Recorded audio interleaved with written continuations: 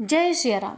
प्यारे भक्तों, रसपान करेंगे चैत्र मास कथा अध्याय 13। इस वीडियो में सुनेंगे राम कथा की आगे की वृत्तांत। रघुकुल शिरोमणि श्री रामचंद्र से ही सारा विश्व सुशोभित है और उनके एक एक अंग में अनेक लोक बसते हैं। श्री राम शत्रुता भी नीतिगत ढंग से निभाते हैं। प्रातः होने पर श्री राम ने अपने सभी युद्धपतियों को बुलाकर परामर्श किया कि अब क्या करना चाहिए। जामवंत सबसे अनुभवी और नीति कुशल है। जब प्रभु की दृष्टि उन पर टिकी तो जामवंत ने हाथ जोड़ दिए, हे रघुराई, समस्त नीतियां आपसे ही सृजित है। यह तो आपकी उदारता है कि सर्वज्ञ होकर भी हम तुच्छ जीवों को आप महत्व दे रहे हैं। मैं इसे आपका आदेश मानकर अपनी बुद्धि के अनुसार राय देता हूँ। हे प्रभु, यह संसार आपके अधीन है। कहाँ सृजन और कहाँ विनाश, ये सब आपकी प्रेरणा पर निर्भर है। होगा तो वही जो आपने रच दिया है। फिर भी हे नाथ, नीति कहती है कि शांति सर्वहितकारी होती है और सामर्थ्यवान को इसी का प्रयास करना चाहिए। युद्ध अंतिम विकल्प के रूप में रखना ही महानता है। अतः हमें किसी शांति दूत के माध्यम से रावण को एक अवसर और देना चाहिए। श्री राम इस सलाह पर प्रसन्न हो गए। जामवंत का यह अनुभव युगों का है और उनकी राय भी नीतिगत है। श्री राम अब यह सलाह भी उनसे ही लेते हैं कि शांति दूत किसे बनाया जाए जो भली भांति इस कार्य को कर सके। शांति दूत की विशेषताएं और मानक अलग होते हैं। वह नीति निपुण, संयमी और दूसरे पक्ष को संतुष्ट करने वाला होना चाहिए। साथ ही उसे अपने स्वामी के सभी हितों पर सजग रहना चाहिए। जामवंत ने बाली पुत्र अंगद में वह सब देखा, अतः उन्होंने उसका ही नाम सुझाया। अंगद युवा है, नीतिज्ञ है। श्री राम ने अंगद की ओर देखा तो वह शीश झुकाकर हाथ जोड़े उनके सामने आ गए। हे वत्स, तुम बुद्धि, बल और विवेक आदि गुणों से संपन्न हो। तुम मेरे काम से रावण के पास जाओ और उसे हमारे शांति प्रस्ताव के विषय में बताओ। तुम्हें अधिक समझाने की मैं आवश्यकता नहीं समझता, क्योंकि तुम परम चतुर हो। शत्रु से वही बात करना जिससे हमारा भी हित हो और उसका भी हित हो। युवराज मन मुदित हो गया। उसने प्रभु की स्तुति की और फिर सभी वरिष्ठों को प्रणाम व समय वासकों से गले मिलकर सफलता का आशीर्वाद लिया। अंगद की नई भूमिका से उसके साथियों में उत्साह है। अंगद वहां से लंका की ओर बढ़ चले। कंधे पर भारी गदा रखे वे ऐसे चले जा रहे थे जैसे कोई जीता जागता काला पर्वत चला जा रहा हो। लंका के परकोटे पर खड़े राक्षसगण जैसे चैतन्य हो गए। एक बानर को अपनी नगरी की ओर आता देखकर उन्हें हनुमान याद आ गए थे। अतः व्याकुलता से स्वाभाविक ही थी। दूध का जला छाछ को भी फूंक कर पीता है। लंका के पहाड़ी सजग हो गए थे और द्वार रक्षकों ने अस्त्र शस्त्र उठा लिए थे। एक वृद्ध राक्षस ने उन्हें आक्रमण को उद्धत होते देखकर समझाया कि वह अकेला आ रहा है, अतः वह दूत कार्य के लिए आ रहा है और दूत पर आक्रमण नहीं किया जाता। उसे दरबार में जाने दो। पहाड़ी समझ गए और उन्होंने अस्त्र शस्त्र रख दिए, परंतु सतर्क ही रहे। इस बानर ने भी पिछली बार जैसा उत्पात किया तो जीवित न जाने देंगे। अंगद शान से अकरता हुआ दुर्ग में प्रवेश कर गया। राक्षस उसे घूर तो ऐसे रहे थे जैसे कच्चा चबा जाएंगे, परंतु किसी ने कुछ नहीं कहा। अंगद जब नगर में प्रवेश कर गए तो बच्चों और स्त्रियों में भय पसर गया। वे घरों में जाकर छुपने लगे। एक बानर फिर नगर में आ गया। ये तो पहले वाले से भी अधिक बलशाली लग रहा है। पर्वत समान ऊंचा है और चाल में निडरता है। महाराज ने भला वैर साधा, ऐसी ही युद्ध प्रियता भी। तो कहीं बाहर जा लड़ते। बानरों को नगर में बुला दिया, घरों में भी तो सुरक्षित नहीं है। अंगद चले जा रहे थे और पीछे शोरगुल हो रहा था। बानर आ गया, बानर फिर आ गया। अंगद समझ गए कि यह वह भय है जो हनुमान जी ने उत्पन्न किया था। राम भक्त से ऐसे ही आशा थी। रावण को समाचार मिल गया तो वह क्षण भर में ही विचार मग्न हुआ। अकेले ही आया तो अवश्य तपस्वी राम ने संधि प्रस्ताव भेजा होगा।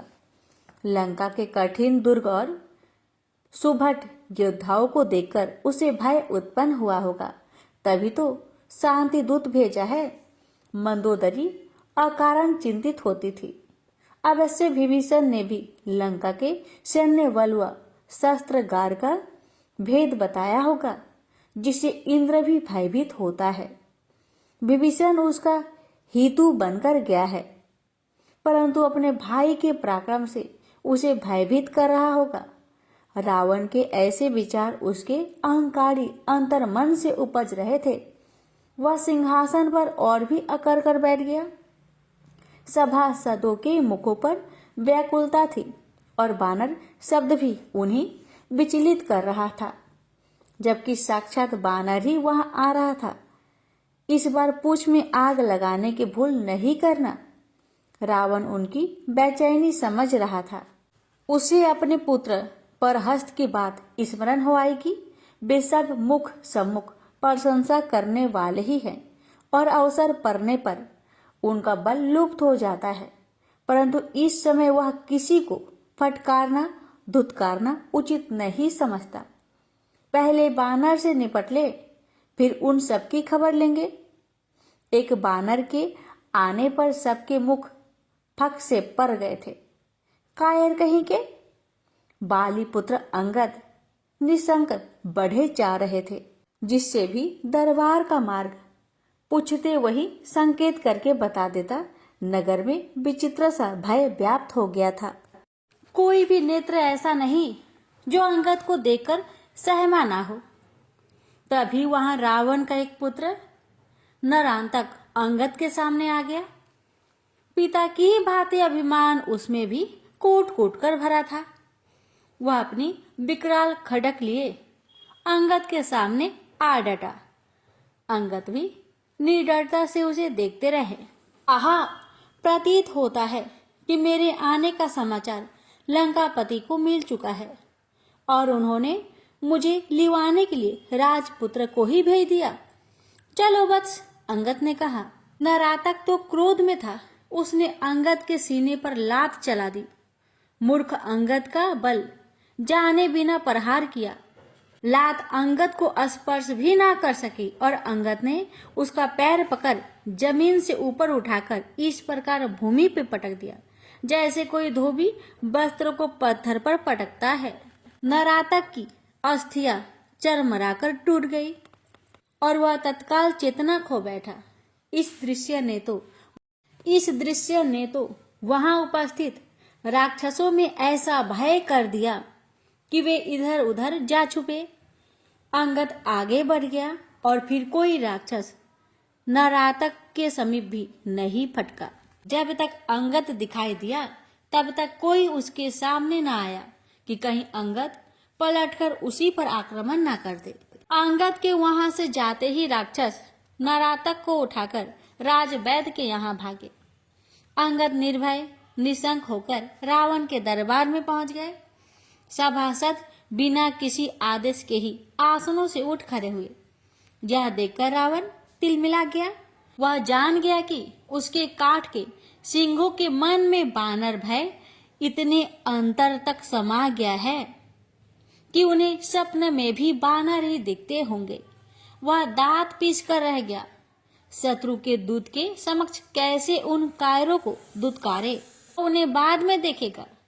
अंगद का आगमन उस दरबार का शोक बन गया था। अब क्या होगा के विचार ने सभासदों को विकल कर दिया था।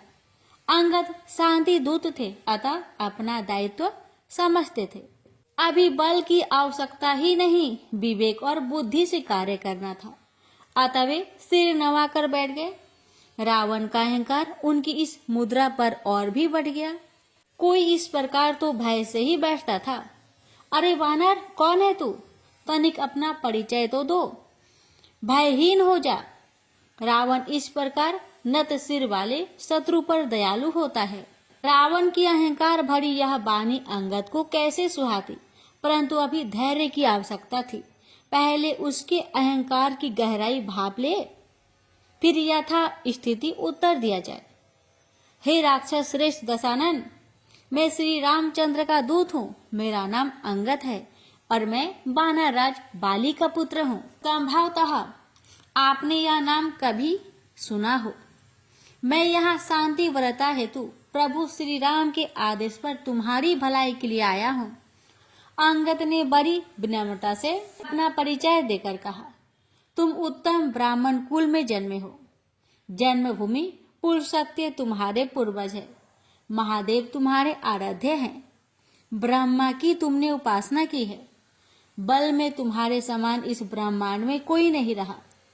इन उपलब्धियों से राजमत हो जाना स्वाभाविक है, जिसके कारण तुमने जगजननी जानकी जी को छल से हरने का अपराध कर दिया। यदि प्रभु श्री राम के स्थान पर कोई अन्य होता तो क्षमा का प्रश्न ही नहीं था, परंतु प्रभु श्री राम तो दया के सागर है। शरणागत पर उनका परम स्नेह रहता है।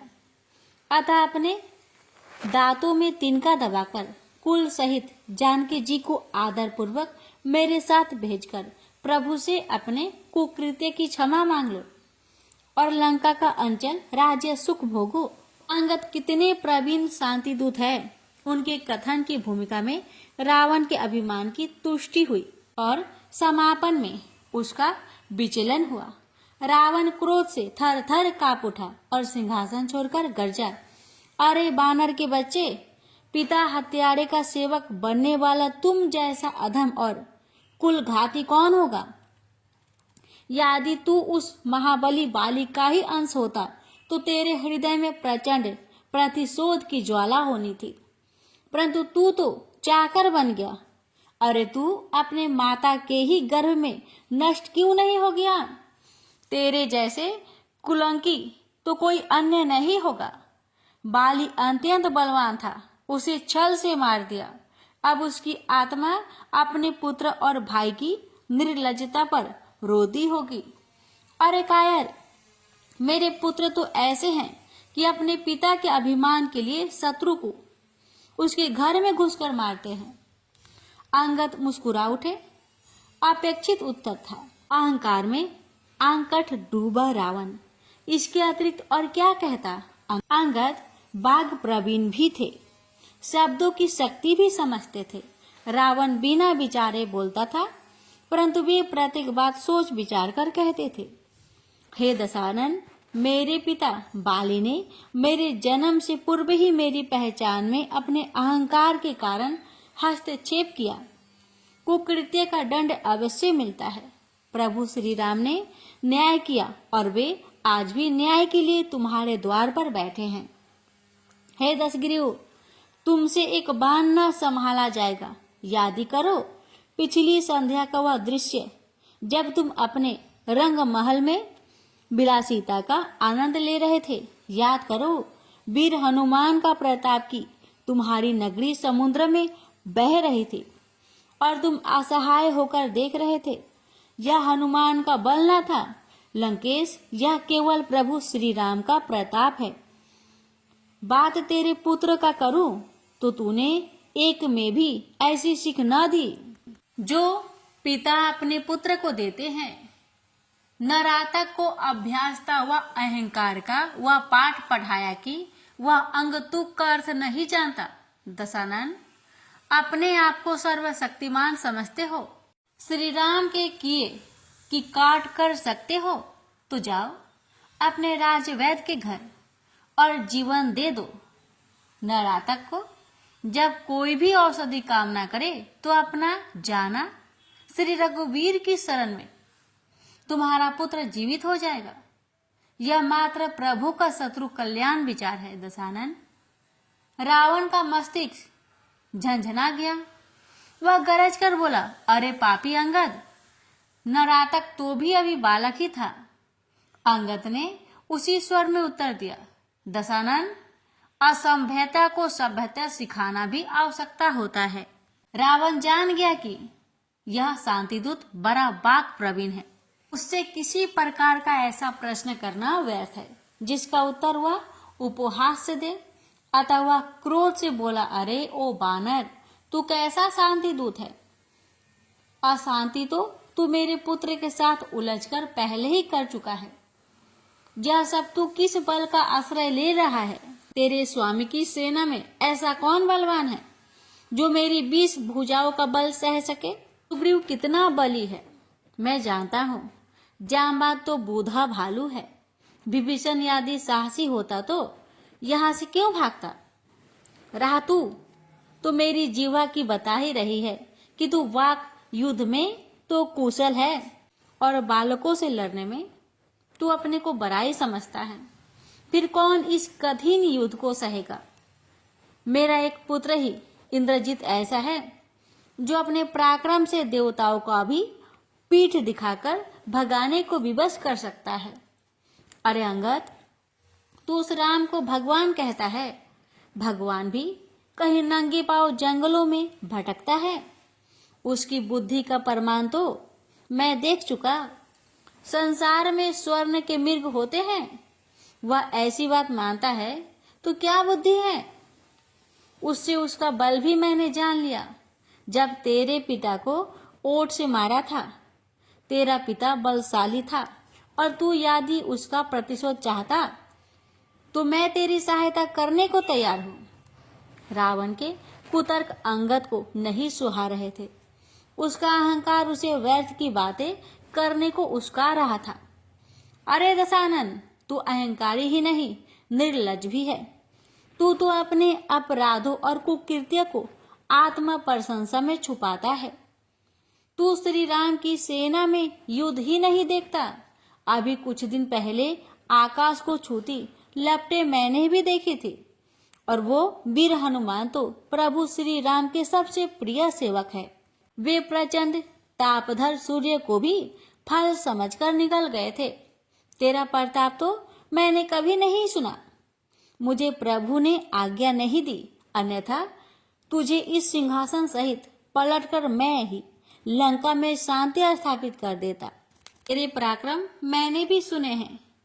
अब यह नहीं पता कि तू ही वह रावण था या कोई और भी रावण हो चुका है।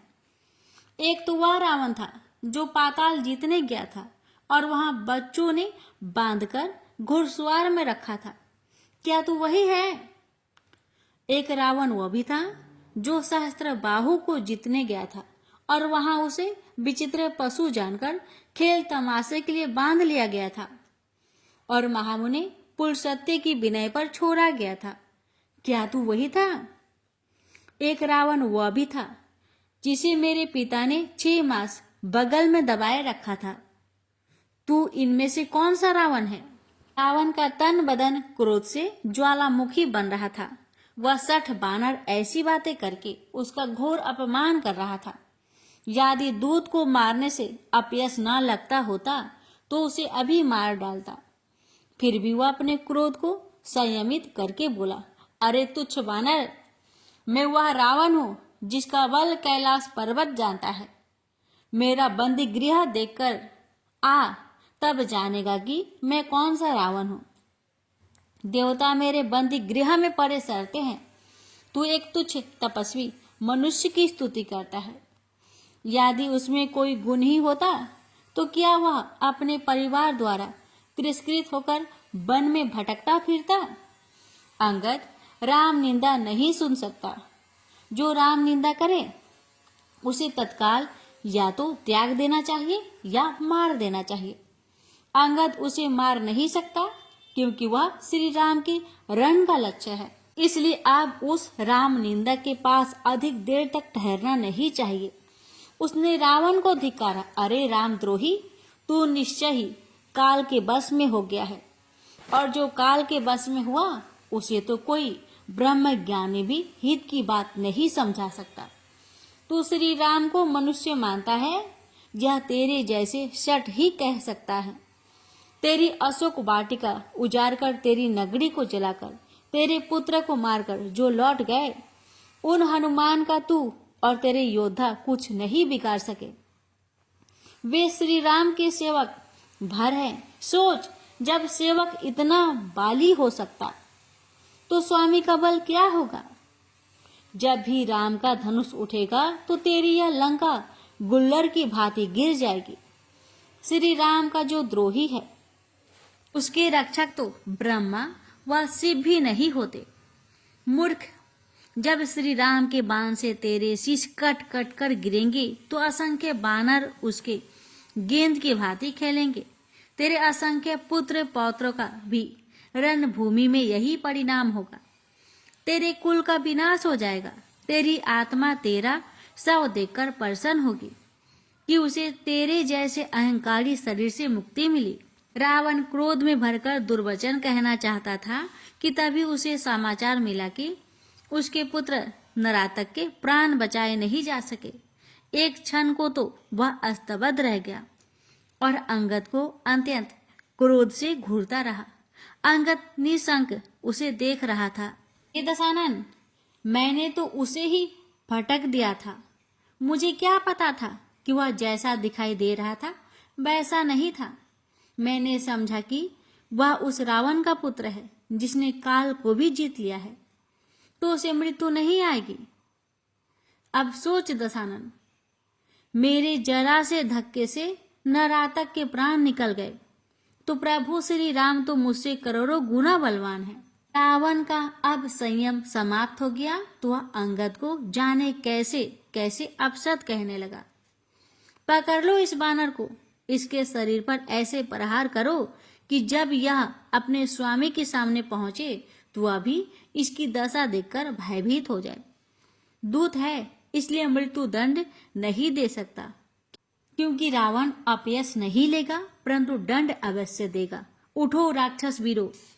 अंगद मुस्कुराया। अरे दशग्रीव, तू मुझे पकड़ने को कह रहा है? मैं इन सबको यहीं मार डाल सकता हूँ, परंतु प्रभु की आज्ञा नहीं है। उन्होंने मुझे शांति दूत बनाकर भेजा है। तू एक काम कर, मैं अपना पैर इस दरबार में जमाए देता हूँ। यदि तेरा कोई बलवान योद्धा मेरे पैर को जो भर भी हिला सके तो मैं श्री राम की शपथ लेकर कहता हूँ, हम बिना युद्ध किए ही पराजय मानकर बिना जान के जी के ही लौट जाएंगे। वन अट्ठास कर उठा। अरे मूर्ख बानर, वैसे भी जड़ बुद्धि होता है। तू तो सिद्ध भी कर दिया। ऐसी शपथ लेकर अपने स्वामी का अहित कर दिया। कहीं ऐसा तो नहीं कि तू इस शपथ का निर्वाह ना करे? तेरे पैर को तो मेरा द्वारपाल ही उखाड़ देगा। मुझे तो तेरे कथन का विश्वास नहीं हो रहा, क्योंकि तेरा स्वामी तुझे इतना अधिकार देता है कि उसकी पत्नी को शर्त पर रख सके, और शर्त हारने पर वह सीता के बिना भी लौट जाएगा। ऐसे स्वामी इस संसार में कहीं होते भी होंगे जो अपने सेवक का इतना विश्वास करे। अंगद ने रावण का मंतव्य समझ लिया। बोले, अरे अहंकारी दस कंधर, श्री राम ऐसे ही स्वामी हैं जो अपने सेवक को अपने समस्त अधिकार देते हैं। ये तो तेरी मूर्ख बुद्धि पर उनकी दया है जो उन्होंने मुझे यह अधिकार नहीं दिया कि मैं तेरा पैर पकड़कर भूमि पर दे मारूं और तेरे योद्धाओं का संहार करके इस लंका को नष्ट कर दूं। मैं प्रभु की कृपा से ऐसी सामर्थ्य रखता हूँ। मेरी शर्त यदि कोई इस लंका में पूरी करे तो मैं पुनः श्री रामचंद्र की शपथ लेता हूँ कि हम जानकी जी को हार गए। अंगद का मुख दृढ़ता और विश्वास से दमक उठा। रावण इसे बानर की मूर्खता समझ रहा था। बिना युद्ध किए ही जय हो जाएगी, इससे अच्छा क्या है? बोला, राक्षस वीरो, इस बानर का पैर भूमि से उखाड़कर अपना बल दिखाओ और विदा करो। जानता हूं कि यह अपनी बात से मुकर जाएगा, परंतु इसका घमंड तो तोड़ ही दो। जिस स्वामी की बल पर इसकी जिह्वा इतना प्रलाप कर रही है, उसे परख लो। रावण का आदेश हुआ और अंगद ने प्रभु श्री राम का स्मरण किया। हे नाथ, मुझ में इतना बल कहाँ, ये तो मैंने आपके बल का आश्रय लिया है। आपके प्रभाव से मैंने यह प्रतिज्ञा ठानी है। सर्वेश्वर, अंगद ने प्रभु का स्मरण किया और बड़े वेग से अपना पैर रावण के दरबार में जमा दिया। इंद्र तो आशंकित हो चले, इस मूर्ख बानर ने यह क्या कह दिया, अपनी जड़ बुद्धि का परिचय दे दिया। इसने तो जो किया सो किया। हे वसुधे, इस बिगड़ी बात को अब तुम संभालो, क्योंकि प्रभु ने तो तुम्हारी ही पीड़ा हरने के लिए नर रूप अवतार लिया है। इंद्र की बात सुनकर देवगुरु बृहस्पति हंस दिए। हे देवेंद्र, अंगद ने तो कुछ भी बोला ही नहीं, ये तो प्रभु की वाणी है जो अंगद की जीवा से निकली है। प्रभु रावण को हर प्रकार से संतुष्ट करना चाहते हैं, फिर भी हे धरा, तुम श्री राम के कार्य में अपनी महत्ता सिद्ध करो। पृथ्वी ढींढ हो गई। उसने अंगद के पैर को स्वयं पकड़ लिया। अब अंगद भी चाहे तो पैर हिला नहीं सकता। रावण के बलवान योद्धाओं में से संघर्षण ने इस सहज कार्य को सबसे पहले सिद्ध करने का मन बनाया और झूमता हुआ अंगद के समीप आ गया। उसने अंगद के घुटने से नीचे दोनों हाथों से उसका पैर पकड़ा और जोर से झटका दिया, परंतु पैर तिल भर भी ना हिला। उसने और जोर लगाया और इतना जोर लगा दी कि खुद संघर्षण की नसें अस्पष्ट फूलती पिचकती दिखाई देने लगी। वह पसीने से तरबदर हो गया और अंततः हार मानकर हाँफने लगा। रावण ने उसे तिरस्कृत दृष्टि से देखा। संघर्षण सिर झुकाए अपने आसन पर जा बैठा। दूसरा योद्धा संकित सा आया। संघर्षण तो पर्वतों को मुट्ठी में भरकर मसल देता था, आज उसका बल कहाँ गया। उसने अंगद के पैर पर अपना समूचा बल लगाया और हार गया। संघर्षण की कोई गलती नहीं, उस बानर की शक्ति ही ऐसी है।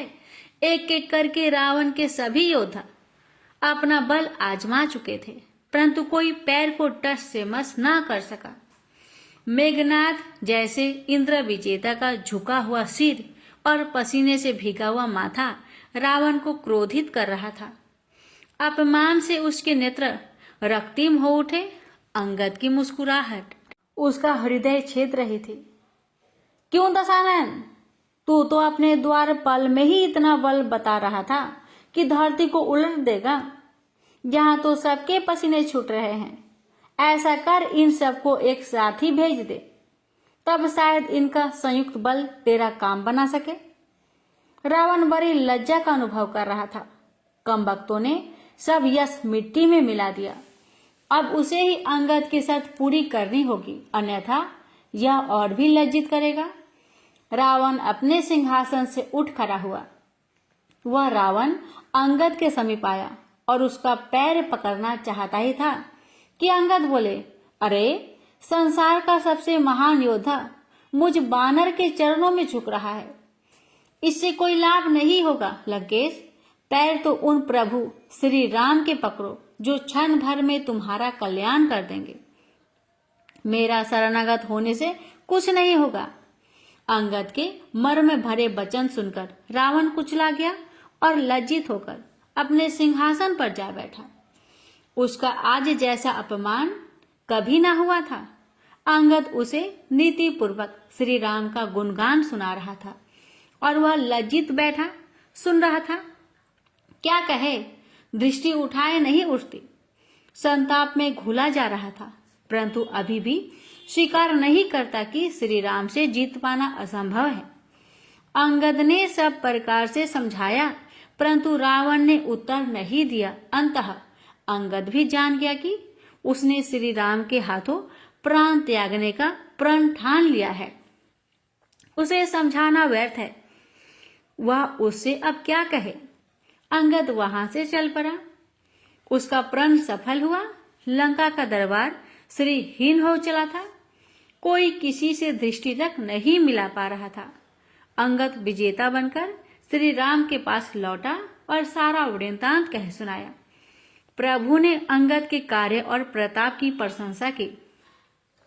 अंगद उनके अंगपास से सिमटा जा रहा था। श्री राम का स्नेहहीन स्पर्श उसे रोमांच से भर गया। वानर समाज हर्षित था। श्री राम के जयकारों से दीप गूंज रहा था। देवता उस दृश्य को देखकर हर्षित थे। अब रात्रि ही बीच में थी। फिर दुष्टों के संहार के लिए प्रभु समर यज्ञ करेंगे, राक्षसों के प्राणों की आहुतियां देंगे। श्री राम अब अपने मंत्रियों से आगे की रणनीति पर विचार करने लगे। व्यूह रचना इस प्रकार निश्चिंत की गई कि शत्रु सेना का अधिक से अधिक संहार हो। विभीषण इस कार्य में निपुण थे। प्रभु ने उन्हें ही इस दायित्व सौंप दिया। अब प्रातः काल से धर्म अधर्म से लड़ेंगे और श्री राम सबका कल्याण करेंगे। प्रेम से बोलिए सियावर रामचंद्र की जय। प्यारे भक्तों, आज का कथा यहीं पर विराम करते हैं। आगे की वृत्तांत अगले अध्याय में रसपान करेंगे।